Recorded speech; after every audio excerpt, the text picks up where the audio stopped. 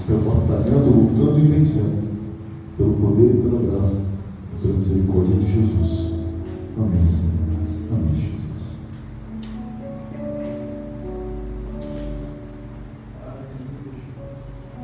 Irmão, segundo livro de Crônicas, capítulo 6, versículo 40, você já começa a perceber a palavra de Deus sendo mostrada. Uma oração está acontecendo aqui, e quem está orando aqui é um personagem bíblico chamado Salomão.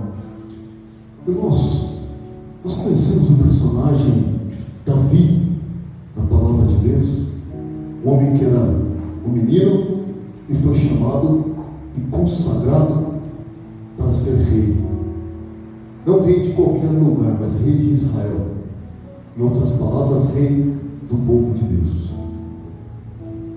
E Deus fez uma aliança com Davi.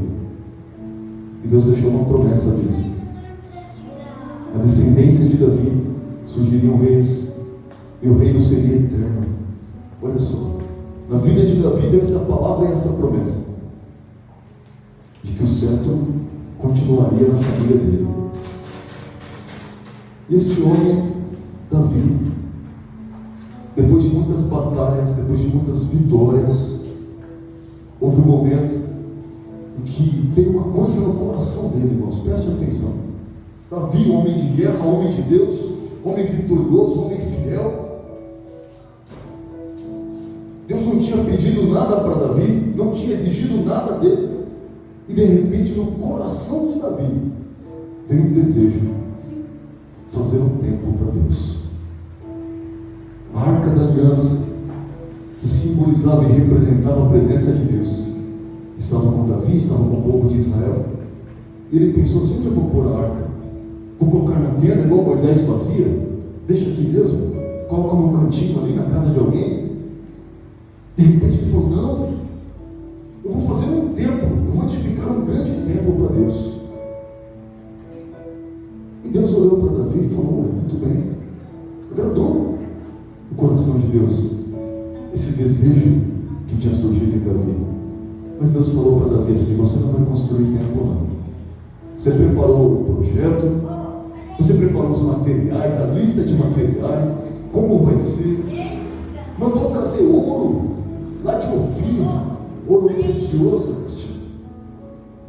precioso, lá da terra de Ofir, para poder edificar esse templo. E Deus foi e disse: mas você não vai construir o templo. E por que não? Porque as mãos de Davi estavam sujas de sangue.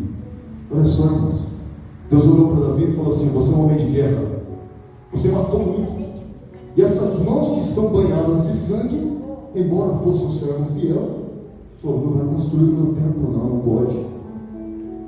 E aí Deus disse assim para Davi: olha, quem vai fazer o templo é o seu filho. O seu filho é quem eu escolhi, duplamente escolhi.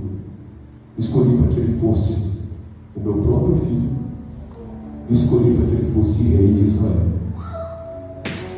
Davi teve um filho chamado Salomão, irmãos. E não foi Davi que decidiu: não, é Salomão que vai ser rei. Não foi assim não. Quando Salomão nasceu, simplesmente o que aconteceu foi o seguinte: Deus falou assim: está vendo essa criança? Está vendo esse bebezinho? Davi, esse filho é meu. Ele é meu filho. Se ele errar, eu vou castigar ele. Fica tranquilo. Mas o meu amor nunca eu vou deixar de ter por ele. E deixou essa promessa. E depois ele falou para Davi: quem vai ser o rei vai ser Salomão. Ele escolheu ele. E depois escolheu ele para construir o templo. O rei Salomão, ele foi destinado a construir o templo. E Davi preparou todas aquelas coisas, aqueles preparativos. Ele deu graças a Deus, ele fez um culto de ação de graças. Olha só que coisa, irmãos. Onde ele começava a falar para Deus: Senhor, nós estamos te ofertando, e começava a preparar as ofertas dos bens que ele tinha, e sem miséria, trazia mesmo, pegava riqueza e entregava. De repente, quando ele começou a entregar bastante ouro, bastante dos bens, ele começou a falar com Deus assim: Senhor, o que eu estou fazendo? Quem é o homem? Quem que Davi, para que possa dizer: eu entreguei alguma coisa para Deus, eu fiz uma oferta para Deus. Já que o Senhor tem os céus nas suas mãos, e tudo que está no céu é teu, e tudo que está na terra é teu, então se eu estou te dando alguma coisa, eu te dou daquilo que é teu. Olha só o que esse homem falou, enquanto ele rendia graças, enquanto ele fazia um culto de ação de graças, ele foi falando com Deus, dizendo essas palavras. E Davi orou, intercedeu pelo seu filho Salomão, pediu assim para Deus que Salomão fosse um homem com coração íntegro diante de Deus.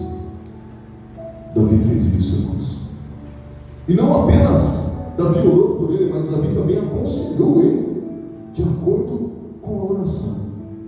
Presta atenção, Davi orou por Salomão para que ele tivesse um coração íntegro, e depois aconselhou ele para que ele tivesse um coração íntegro. Então muitas vezes a gente pensa: eu já orei, está tudo certo. Não, a gente tem que orar e depois tem que validar a oração através da nossa declaração. Olha, eu já orei por isso, já estou orando, já estou pedindo, então faça, então se mova, então se mexa, então muda de posição, porque eu já orei e estou orando por esse propósito. Alguma coisa vai acontecer. Então foi o que Davi fez na sua sabedoria. Ele foi e falou assim para Salomão: meu filho, conselho para você, conhece o Deus de teu pai. Olha que conselho maravilhoso para dar para uma criança, para um filho. Você precisa conhecer Deus, mas não qualquer Deus, o Deus do teu pai aqui, ó, Davi. Conhece o Deus do teu pai. E quando você for servir, serve de todo o coração íntegro, e serve a Deus com espírito voluntário. Ele disse isso na hora que ele aconselhou. O seu espírito tem que ser voluntário. Sabe por quê, filho? Porque o Senhor, Deus, Ele examina todos os corações, Ele conhece as intenções da mente. Olha só, a gente cantou aqui nessa noite: sonda-me, Senhor, e me conhece. Eu digo, irmãos, eu repito, tem que ter coragem para cantar isso. Eu vou cantar de sonda-me, Senhor, e me conhece, mas eu sei o que está dentro de mim. Eu estou falando para Deus: Deus, pode olhar aqui. Rapaz, menina, o negócio tem que estar legal aí, no coração, na mente. Senão, você vai falar: Senhor, sonda-me, me conhece, está cantando aqui, não sabe nem o que está fazendo. A gente tem que falar: não, Senhor, eu ia cantar sonda-me, me conhece, mas agora para um pouquinho. Senhor, limpa-me, purifica-me, lava-me, me santifica. Agora sim, Senhor, sonda-me e me conhece. Sonda o meu coração, vê se há em mim algum caminho mau e guia-me pelo caminho da tua salvação, o novo e vivo caminho. Olha só a palavra, todos louvor. Então, nós estamos no caminho certo. E Salomão falou para o seu filho assim: ó, tem um coração íntegro diante de Deus, um espírito voluntário, porque Deus, Ele sonda os corações, Ele conhece as intenções da mente. Nós vamos ler isso. Põe para mim aí, filha. 1 Crônicas 28, 9. Nós vamos ler. Eu quero que você preste muita atenção nisso, porque esse conselho vai servir para você e ele vai servir para mim. Quando Davi aconselhou seu filho, 1 Crônicas 28, 9, ele também aconselhou o mundo inteiro. Todo aquele que teve o privilégio maravilhoso que eu tive de um dia tocar nesse livro, na palavra de Deus, e abrir, o conselho chegou para mim e o conselho chegou para você. E nós podemos ter, olha só, olha que versículo pequenininho, dá para você ler bem fácil, quase que não cabe na tela.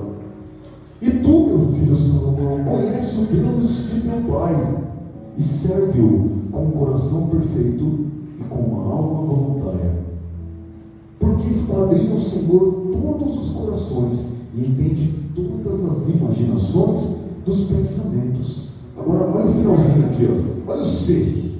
Olha o que mostra que não existe predestinação para a sua vida, mas existe um C. Se o buscares, será achado de ti, porém se o deixares, rejeitar-te-á para sempre. Olha só, se você buscar a Deus, você vai encontrá-lo, mas se você deixar Deus, Ele te deixará para sempre. e deixou esse conselho para ele. E depois falou para ele assim: toma cuidado, viu? Filho, toma cuidado, porque o Senhor te escolheu você para construir um templo, para ser o santuário. Olha só, Deus escolheu você, Salomão, para construir um templo, para que seja o santuário. Seja forte e faça a obra. Olha que coisa linda. Seja forte e faça a obra. E disse isso para Salomão. Irmãos, a história é a coisa mais linda. Salomão, vendo o seu pai, quando ele conheceu a história do seu pai, ele olhou para aqueles materiais, olhou para aquele templo e pensou: vou construir sim.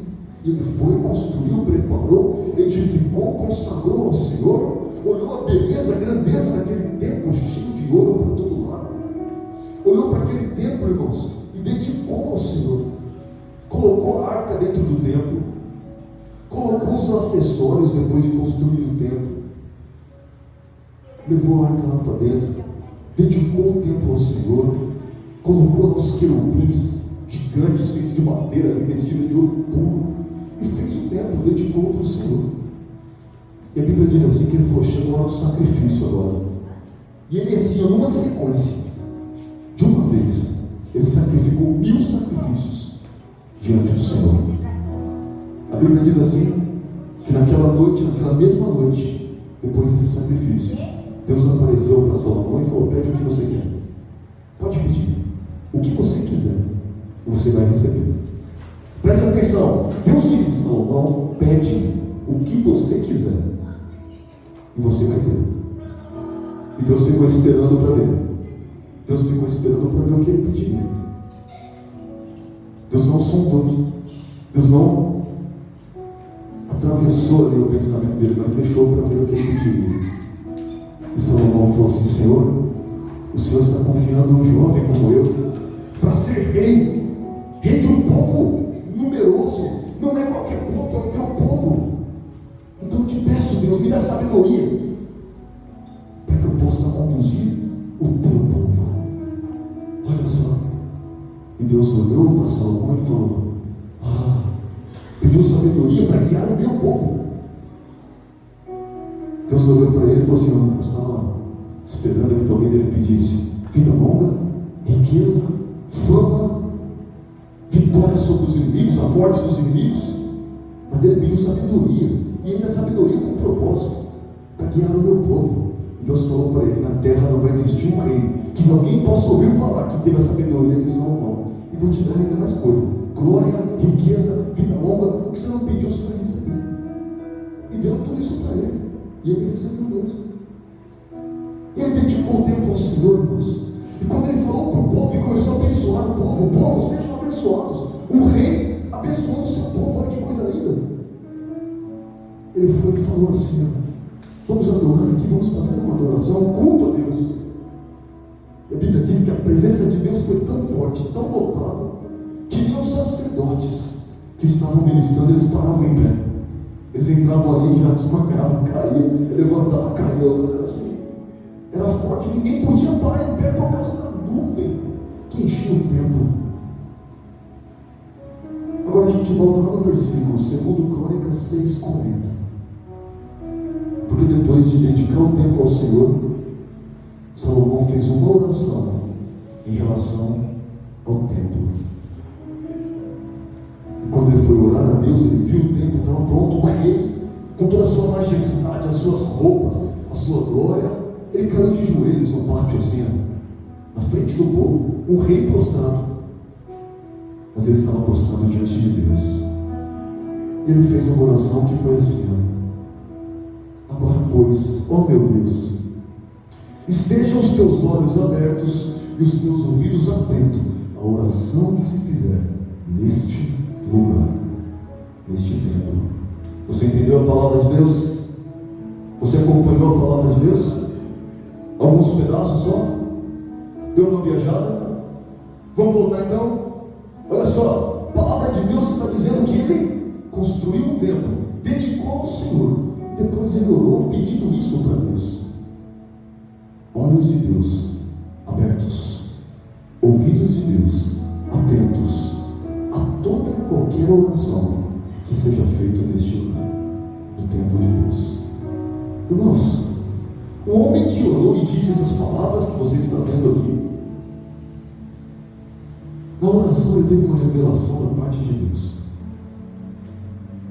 Porque esse homem nunca viu a Deus, embora Deus tenha falado com ele em sonho.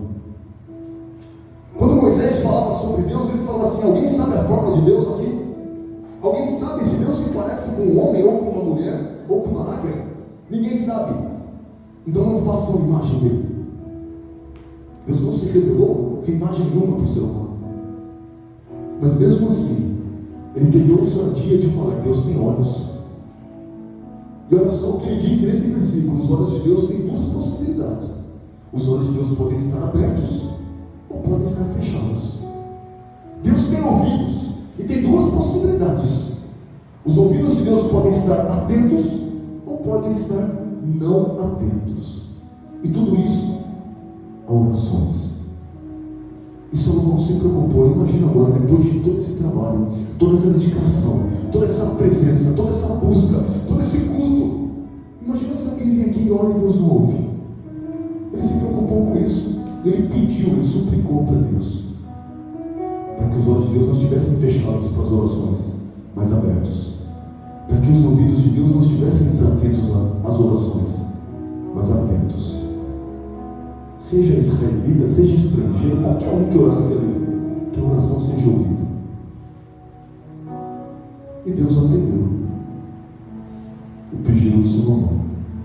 Aquilo se tornou de fato o templo de Deus, de fato a casa de Deus, de fato lugar de adoração, de fato lugar de sacrifício, de fato lugar de transformação, lugar de justiça, lugar da presença.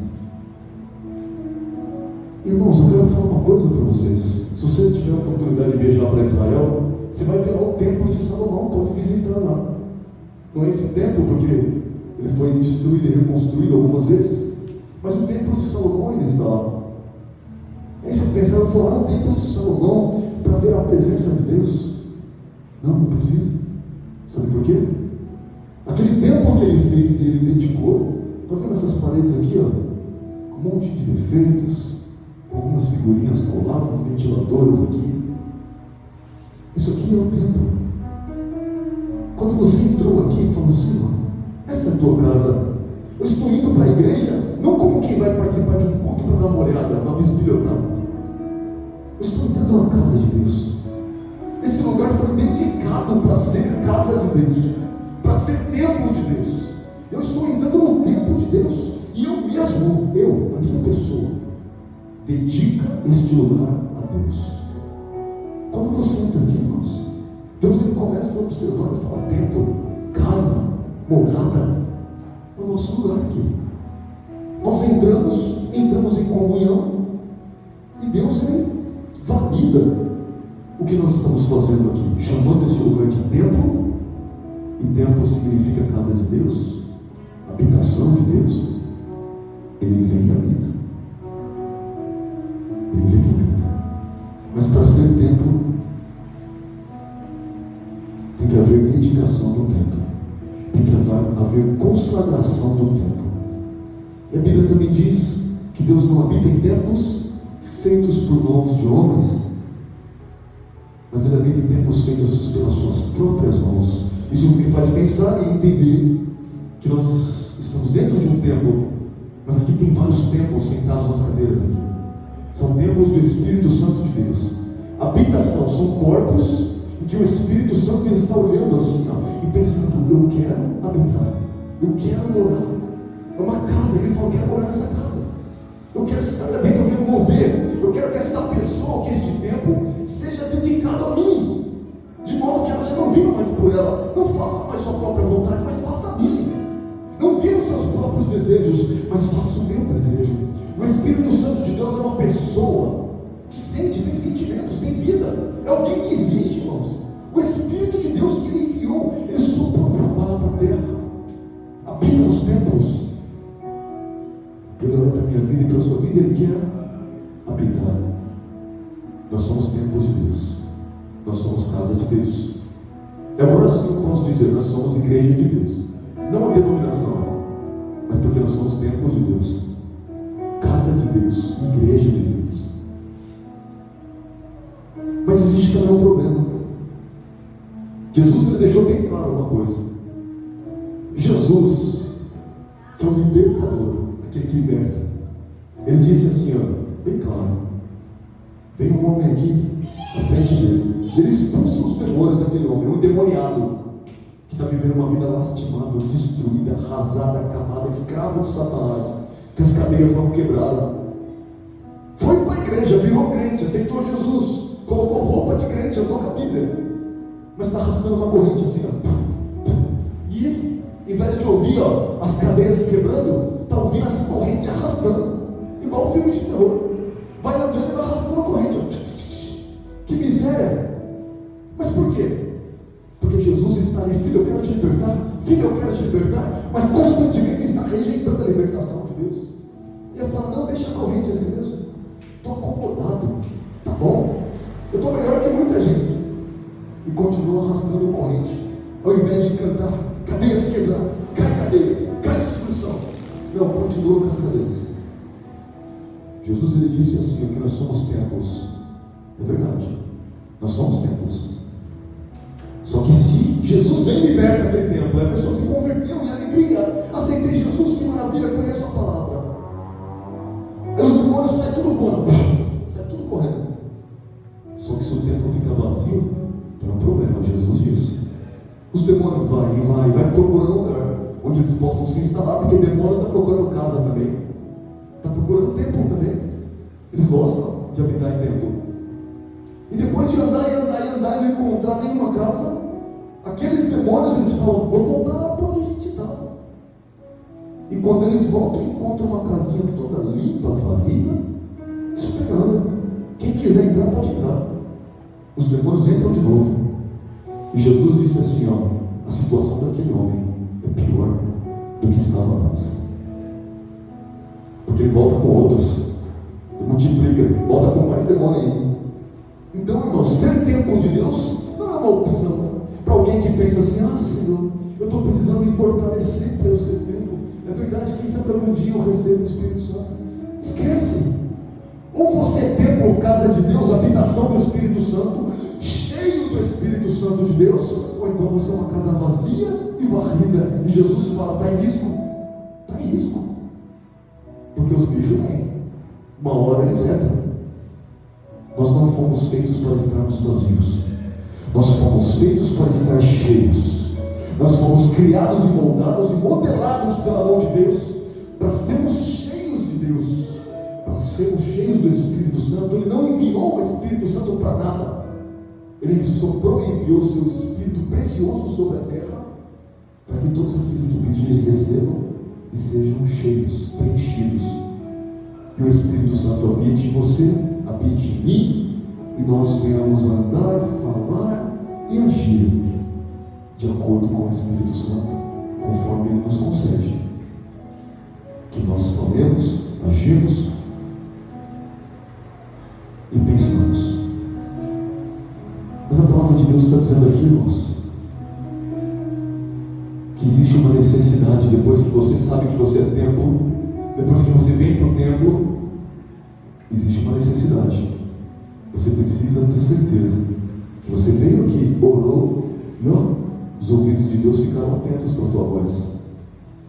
Você orou e os olhos de Deus, ó, abertos, olhando para você, para a tua oração. Tem que ter essa certeza. Do contrário, só passeou na igreja, vim para a igreja agora e para o shopping. Perdeu tempo. Nós temos que vir aqui com essa convicção: eu estou na casa de Deus, e Deus se faz presente. Ele fala, Ele ouve, é Deus vivo, não é uma imagem de escultura que está na minha frente. Mas nós temos que saber quando nós somos ouvidos por Deus. Eu vou falar bem rapidamente aqui, ó. Mateus 18, 19. Nós vamos mencionar aqui 3 versículos para nós conhecermos quando nós somos ouvidos por Deus. Muita gente está na igreja, muita gente está numa vida, numa caminhada de fé, mas vive uma tristeza, uma frustração, porque pensa assim: ó, Deus não me ouve, Mas eu garanto para você, de acordo com a palavra de Deus, que Ele te ouve. Talvez Ele não te atenda no tempo e na maneira que você esperava, porque Ele faz da maneira dele, mas Ele ouve. Deus está sempre ouvindo aquele que ora, aquele que dedica o tempo ao Senhor. E como nós vamos saber se nós somos ouvidos por Deus? Afinal de contas, quando nós somos ouvidos por Deus? Primeiro ponto, presta atenção, quando nós respeitamos o templo, quando nós respeitamos o culto. Olha só, como é que eu vou saber? Como é que Salomão sabia que a oração ia ser ouvida ali? Que Deus estava ali?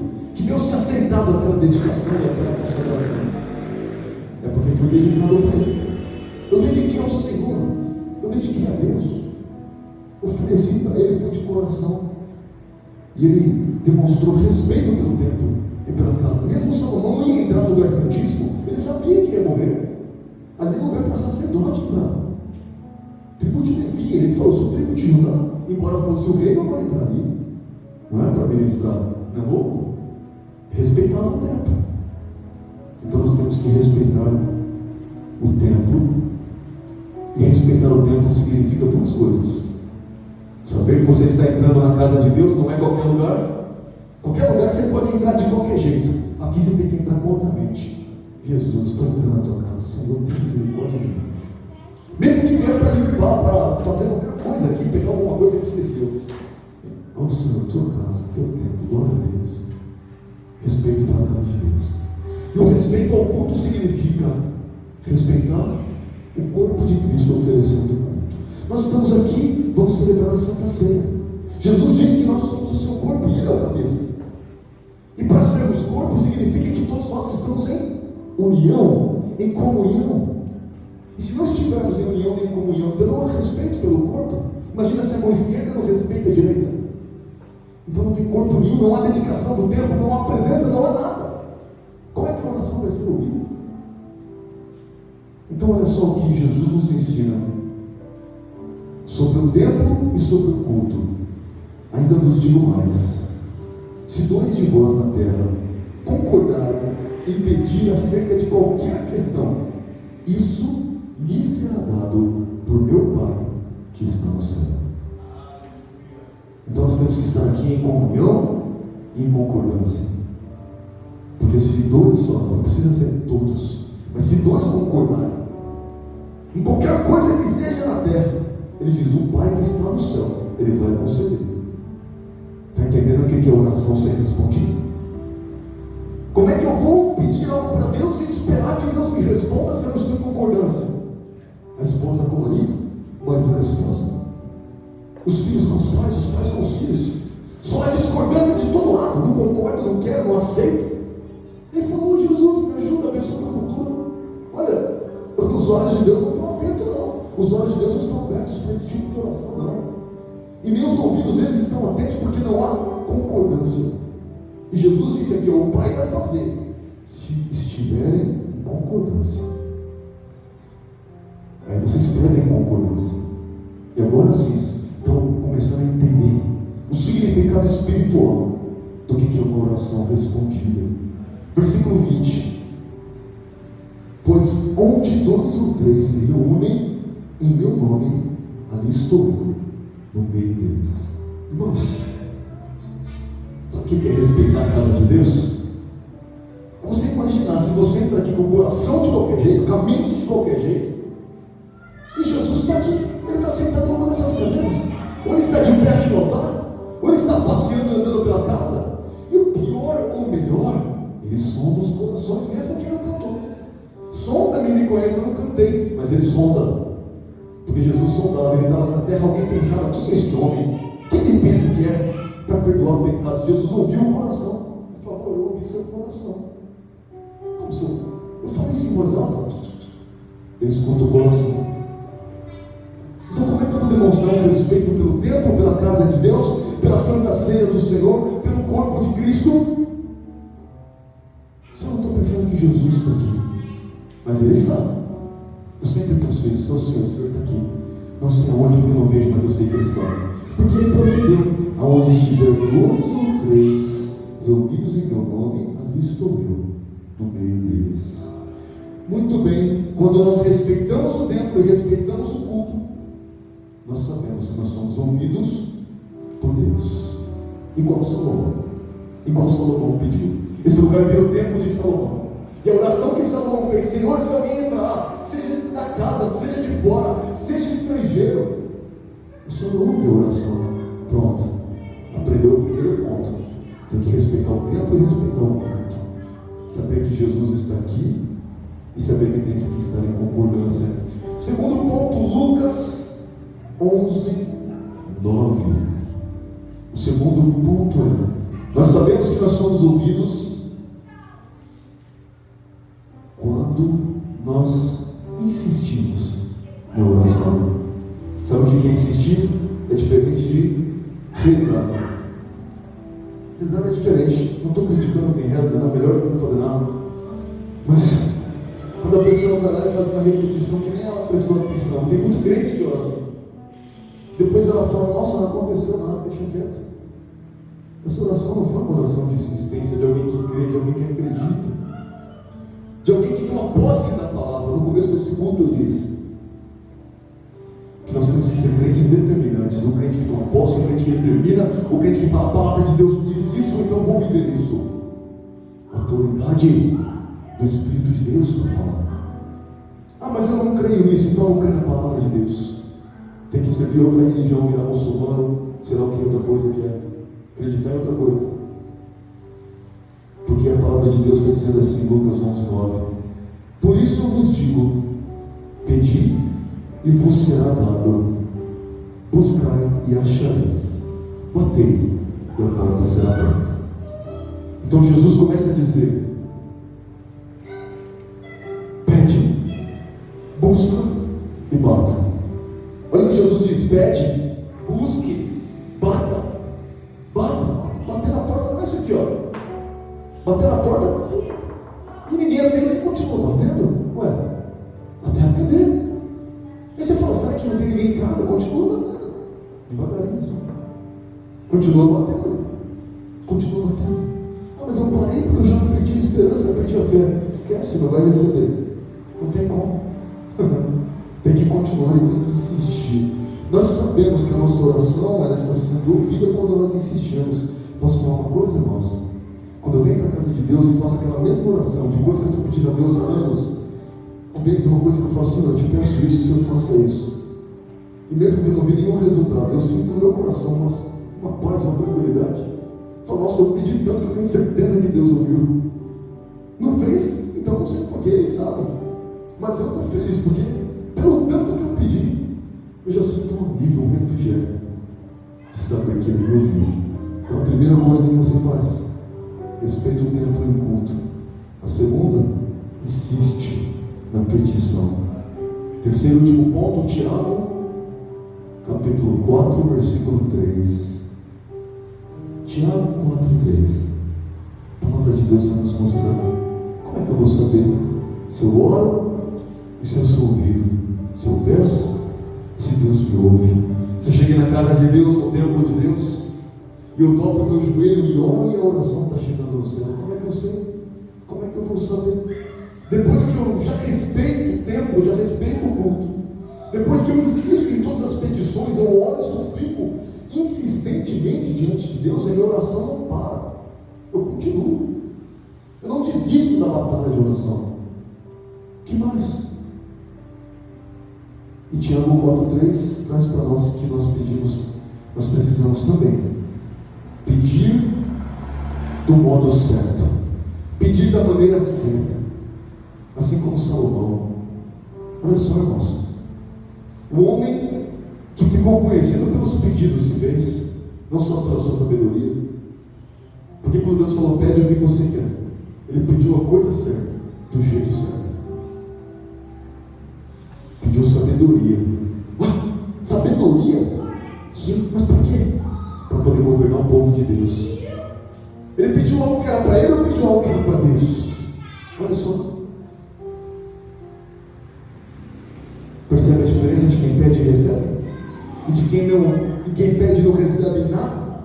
Olha o que Tiago falou aqui, ó.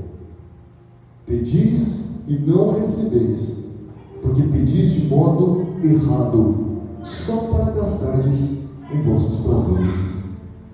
A gente pede para Deus uma bênção, outra, eu quero casa, quero carro, quero isso, quero aquilo, quero viajar, quero não sei o que, quero uma bênção, quero faculdade, quero formatura, quero outro emprego, quero promoção, quero arrumar um emprego, quero cesta básica, comida, sei lá, quero morar na cidade, quero ter um barraquinho, quero sair da rua, me digo de rua, eu quero um abrigo, prepara um abrigo para eu viver aqui, na chuva aqui é difícil.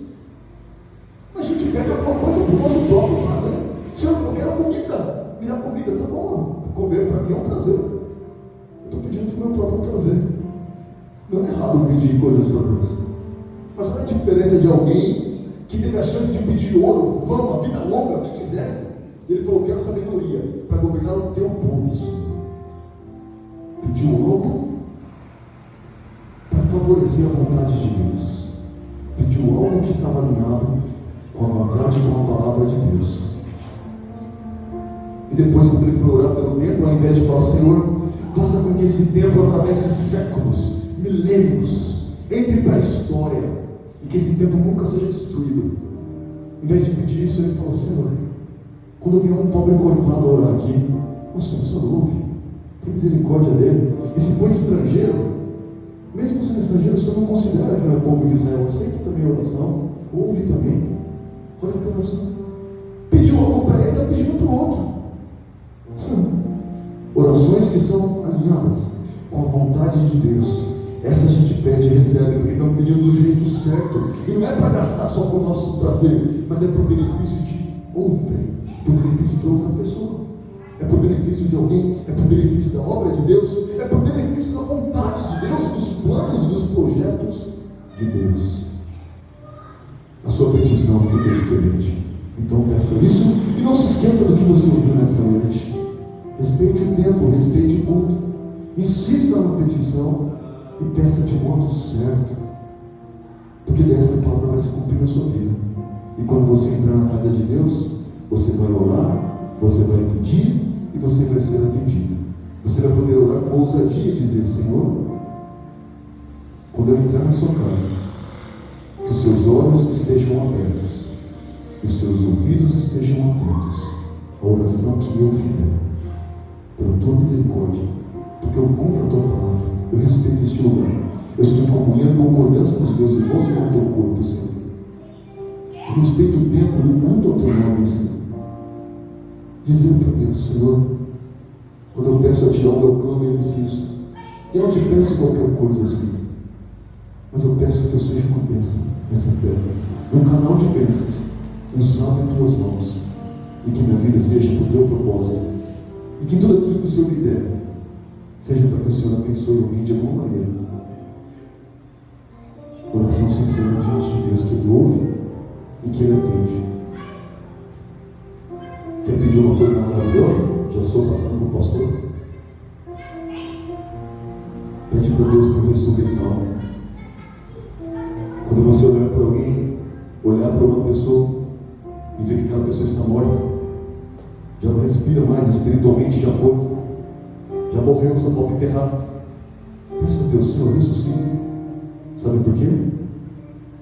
Jesus um dia, Ele levantou suas mãos para os céus e, falando sobre ser ouvido, ser atendido, oração respondida, Jesus disse assim: Pai, eu sei que sempre me ouves. Olha só, que coisa linda que Jesus disse. Por que Jesus disse: eu sei que sempre me ouves? Porque Jesus cumpriu esses 3 requisitos e muitos mais. Jesus andava sempre na vontade de Deus. E Ele disse assim: ó, eu sei que sempre me ouves, porque eu sempre faço o que me agrada. Por que Jesus podia pedir qualquer coisa? Até mesmo os anjos, para livrar Ele da cruz. E os anjos viriam. Porque Ele sempre agradou o Pai da vida dele. Então Ele disse: eu sei que sempre me ouves. E Ele foi e falou assim: Lázaro está morto faz 4 dias, já está fedendo, sem esperança, não tem mais chance de recuperação, não tem chance de um coração voltar a bater, que está podre já. Mas Ele falou: sai. Ele disse: tirem a pedra, agora vem para fora, vai. esperando, será possível? O que será que significa? Será que é algum sinal? Nós vamos ver alguma visão aqui? Não, o defunto saiu mesmo. Ele falou, solta ele, dá uma comida para ele, ele deve estar com fome, está 4 dias sem comer nada. Jesus ressuscitou aquele homem, irmãos, para mostrar que não é possível para ele. E para mostrar que quando a gente for pedir algo, quer pedir algo perfeito para Deus, peça para que alguém que você conhece seja ressuscitado. Nasça da morte para a vida. Você vai estar pedindo a coisa perfeita. Coisa perfeita. Pastor José, eu vou compartilhar o testemunho com você amanhã cedo. Eu quero que você escute esse vídeo com muita atenção. Não se emocione por causa disso. Mas você vai entender, vai olhar para a tua vida e vai refletir sobre o que significa fazer o que Jesus manda. Jesus disse assim, ora por aqueles que te aborrecem, aqueles que te perseguem, te maltratam, ora por eles.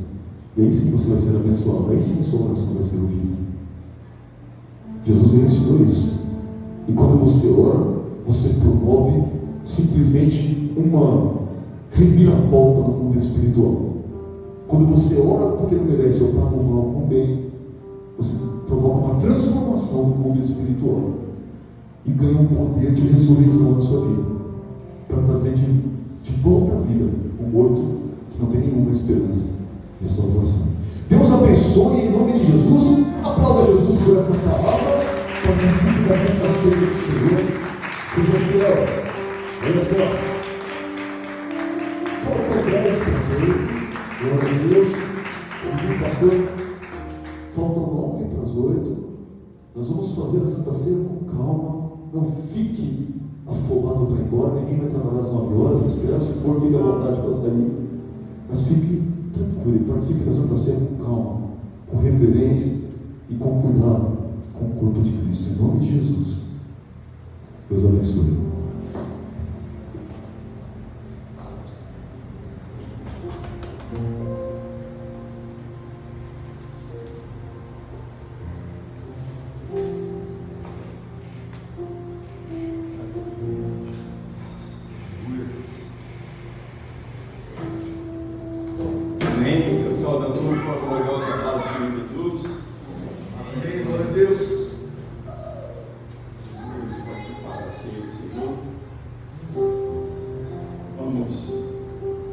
Celebrar, né?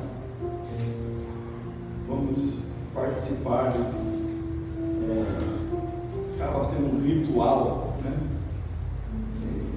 E os irmãos sabem, voz, salteado,